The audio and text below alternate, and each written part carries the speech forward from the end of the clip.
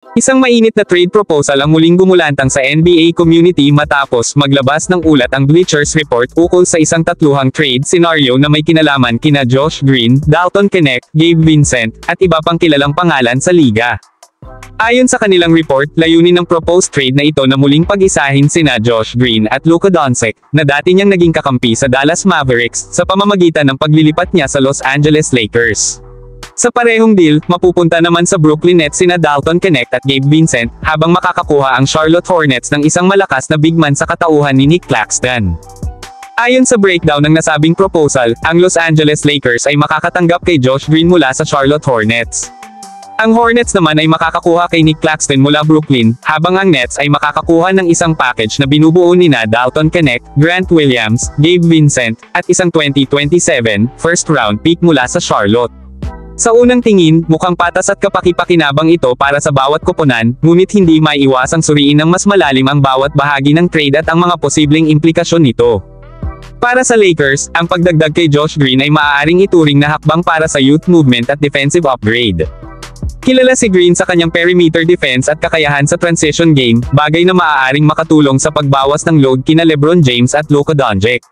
Gayunpaman, may malaking tanong sa kanyang kasalukuyang kondisyon dahil sa balikat na injury na kinailangan pang operahan kamakailan. Sa ngayon, wala pang tiyak na petsa ng kanyang pagbabalik sa aksyon, kaya't kung itutuloy ito ng Lakers, isa itong investment sa potential kaysa immediate impact. Sa panig naman ng Hornets, mukhang magandang hakbang ang pagkuha kay Nick Claxton para sa kanilang frontcourt. Si Claxton ay isang proven shot blocker at rebounder na maaaring magbigay ng depensa sa ilalim ng rim at mas solidong interior presence. Sa pagkawala nina Josh Green at Grant Williams, mukhang handa ang Charlotte na isakripisyo ang ilang role players at future asset para sa isang young and athletic center na gaya ni Claxton. Sa kanilang rebuilding status, maaring makatulong ito sa pagpapalakas ng defensive identity ng koponan.